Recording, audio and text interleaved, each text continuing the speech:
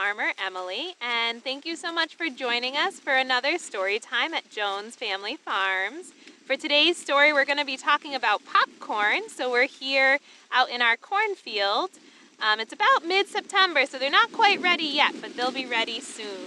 So we're going to be reading The Popcorn Book by Tomie DePaola. Mom, can we make some popcorn?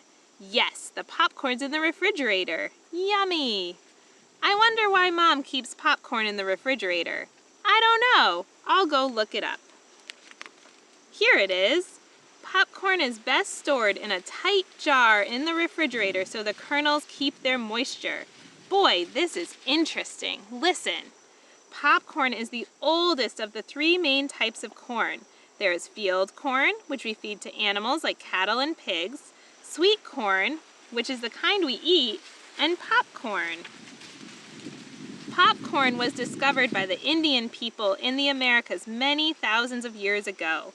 One of the first sights Columbus saw in the New World was the Indians in San Salvador selling popcorn and wearing it as jewelry. But popcorn is even older than that. In a bat cave in New Mexico, archaeologists found some popped corn that was 5,600 years old. And so you can see our character is starting to heat up his pan for the popcorn. And 1,000-year-old popcorn kernels were found in Peru that could still be popped.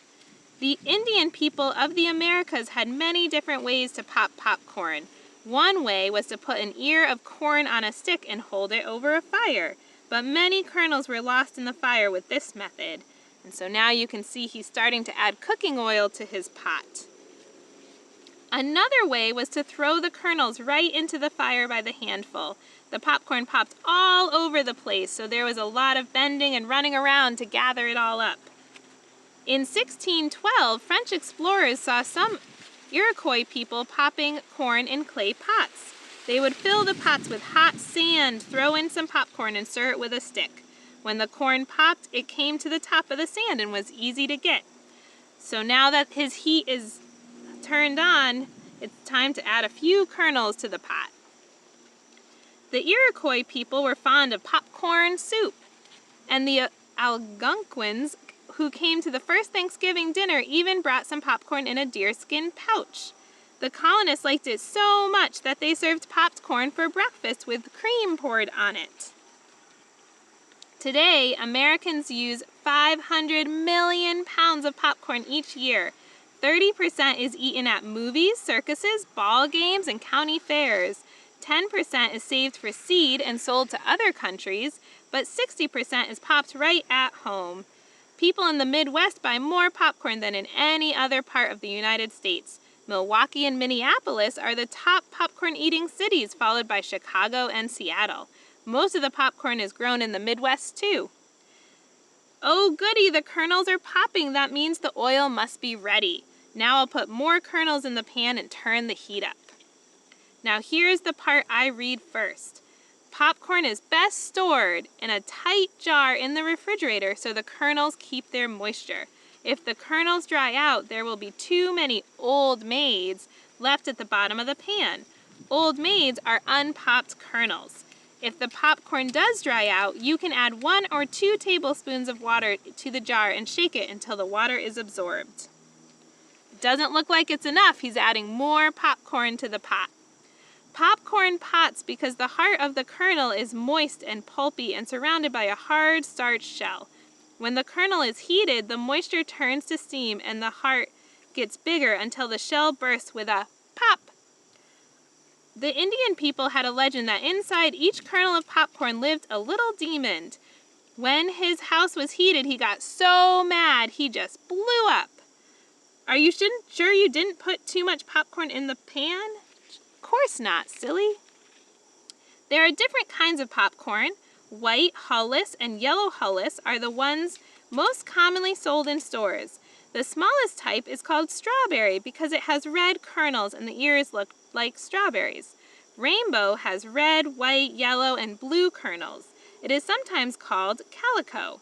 There is black popcorn too, but all of it pops white. The biggest kernels are called dynamite and snow puff. After popcorn is popped, Most people like to put melted butter and salt on it. But if salt is put in the pan before the kernels are popped, it makes the popcorn tough. So now that the popcorn's in the pot, you have to shake, shake, shake. There are many stories about popcorn. One of the funniest and best known comes from America's Midwest.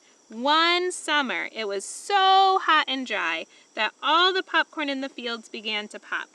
In no time at all, the sky was filled with flying popcorn. It looked so much like a blizzard, everyone put on mittens and scarves and got out their snow shovels. Help! I have a blizzard too!